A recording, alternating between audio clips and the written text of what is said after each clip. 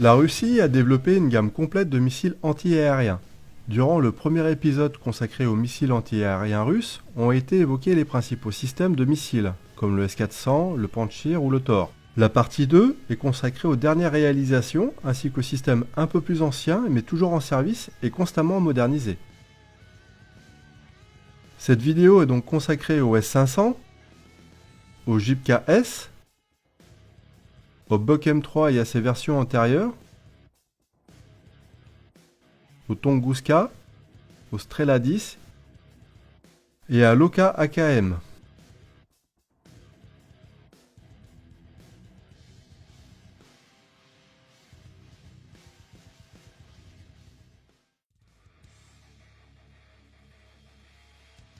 Le S-500 Prometheus, actuellement en cours de développement par la Russie, est un système de missiles sol-air mobile à longue portée. Il est conçu pour contrer les avions, les missiles balistiques et les missiles de croisière. Il pourrait viser les avions de 5e génération et les satellites en orbite basse. La Russie commence le développement du S-500 en 2010, peu après avoir déployé son premier lot de S-400, ce qui a été fait en 2007.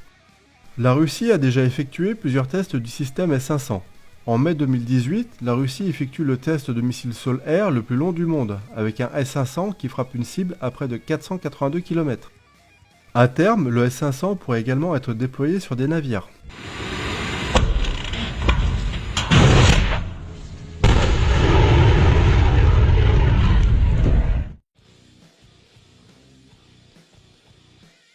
La tourelle JPK est tout d'abord développée pour assurer le guidage et le lancement de missiles de courte portée de type Igla ou Ataka afin de protéger les navires de surface d'un déplacement de 200 tonnes. Les travaux d'intégration du missile Igla sur la tourelle 3M47 commencent entre 2004 et 2005.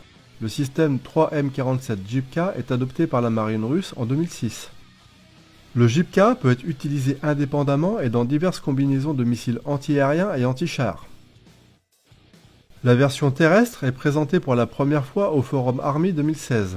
Le système peut notamment être monté sur un châssis à roues de type Tiger M. Le système JPK-S se caractérise par un haut degré d'automatisation pour les procédures de recherche et de destruction. Le tir des munitions peut s'effectuer en roulant et il peut également être multiple.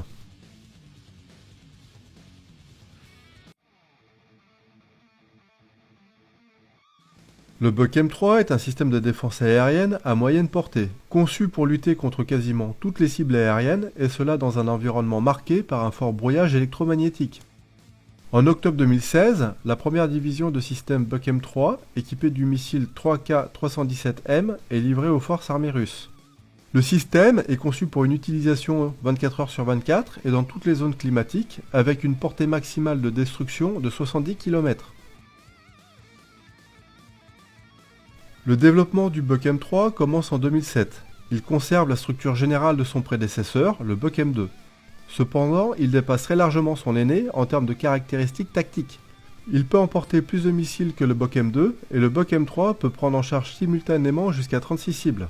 Le missile 3M317M est développé pour le Bok M3. Il diffère du 3M317 du Bok M2 par une portée plus longue et une vitesse plus importante durant le vol.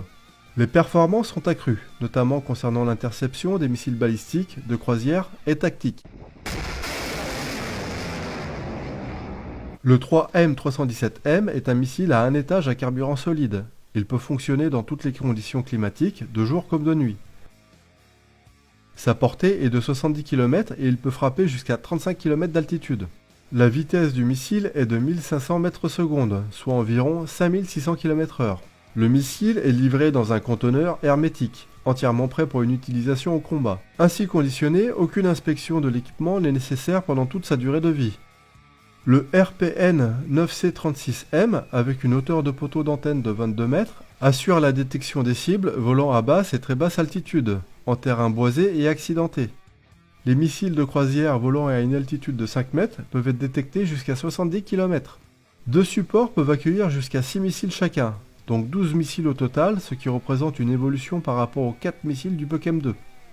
Le système 9K317M Bok M3 est mis en service en 2016.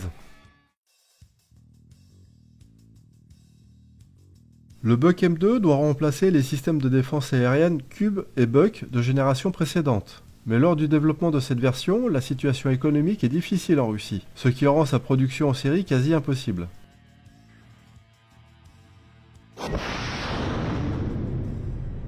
Ainsi, une variante intermédiaire, moins coûteuse, qui se compose du Buk M1 doté du nouveau missile 3M317 du Buk M2 est proposée sous le nom Buk M1-2.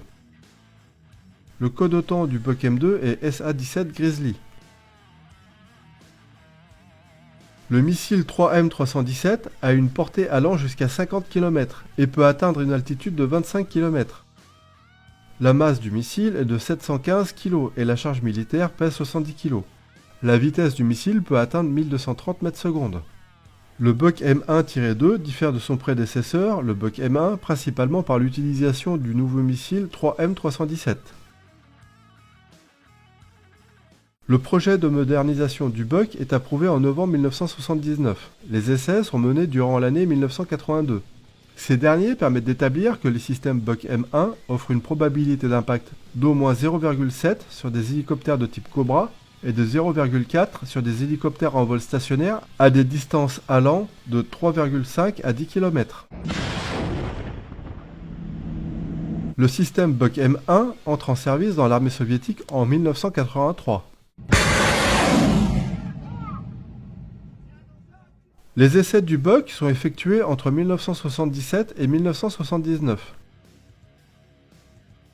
Le Buk entre en service dans les forces soviétiques en 1980. Sur la base des résultats des essais de tir et des simulations, il est déterminé que le Buk permet de tirer sur des cibles non manœuvrantes, volant à une vitesse allant jusqu'à 800 mètres secondes, à des altitudes de 25 mètres, et cela jusqu'à une portée de 18 km.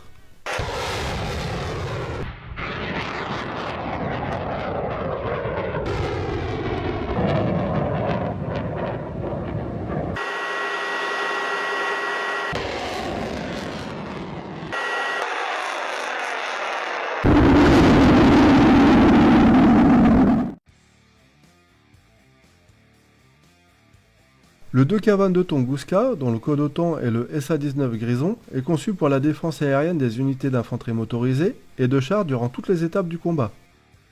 Il assure la destruction des cibles aériennes volant à basse altitude et la portée est comprise entre 200 mètres et 10 km. Il assure la destruction des cibles aériennes volant à basse altitude, sa portée est comprise entre 200 mètres et 10 km. Le 8 juin 1970, le développement du futur 2K-22 est lancé. La machine devra prendre la suite de plusieurs systèmes dont le ZSU-23-4. En effet, dès la mise en service de ce dernier, l'USAF travaille à la conception du futur avion d'appui A-10. Les soviétiques sont sûrs que les canons de 23 mm seront insuffisants face au futur appareil américain. De plus, durant cette période, l'US Army commence à utiliser des hélicoptères armés de missiles anti-chars. Les premières expérimentations réussies au combat du missile TOW durant la fin du conflit en Asie du Sud-Est et le développement des tactiques de vol anti-chars inquiètent les soviétiques. Face à ce nouvel ennemi qu'est l'hélicoptère de combat doté de ces armes de nouvelle génération que sont les missiles guidés TOW, seul le Tunguska semble pouvoir offrir une réponse crédible. En effet, les différentes versions d'OSA, de Strela, sont incapables d'engager des hélicoptères mettant en œuvre de telles tactiques. Le seul système anti-aérien alors capable de lutter efficacement contre les hélicoptères en vol stationnaire serait le Tunguska, car il est conçu pour escorter les chars dans la formation d'attaque et il est doté d'un rayon d'engagement suffisamment long, entre 4 et 8 km, et un temps de réaction suffisamment court, entre 8 et 10 secondes. Ainsi, c'est à partir de 1980 que les essais sur le terrain sont effectués. Le Tunguska est introduit dans l'armée soviétique en 1982. Puis, le Tunguska M entre en service par l'ordre du ministre de la Défense le 11 avril 1990. Enfin, le 2 septembre 2003, le Tunguska M1 entre en service.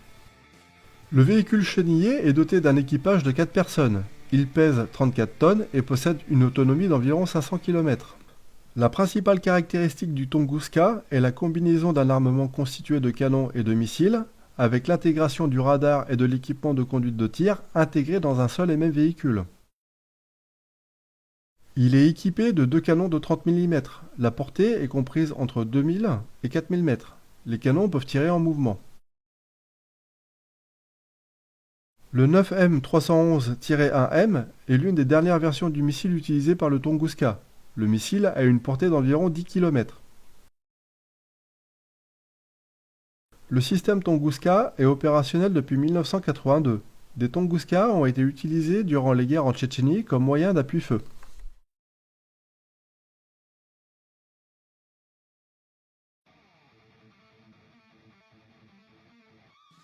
Le Strela 10, dont le code OTAN est le SA-13 Gopher, est conçu pour la défense aérienne à basse altitude durant toutes les étapes du combat.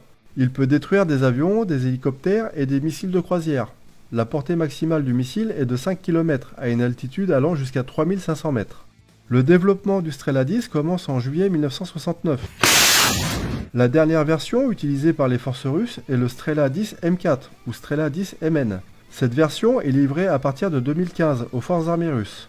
Le Strela 10 MN est capable de détecter et de frapper des cibles aériennes de jour comme de nuit, dans des conditions météorologiques dégradées et dans un environnement de brouillage intense.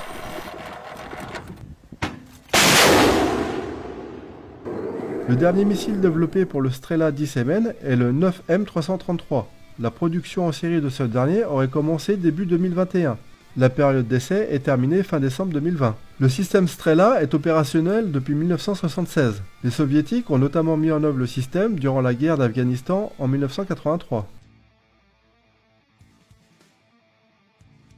L'OSA, dont le code OTAN est le SA-8 Gecko, est conçu pour la défense aérienne à basse altitude durant toutes les étapes du combat. Il peut détruire des avions, des hélicoptères et des missiles de croisière. La portée maximale du missile est de 10 km à une altitude allant jusqu'à 5000 mètres. L'OSA AKM entre en service en 1980. Par rapport aux modifications précédentes, le système OSA AKM a la capacité d'engager des hélicoptères à une altitude presque nulle à des distances allant de 2 à 6,5 km.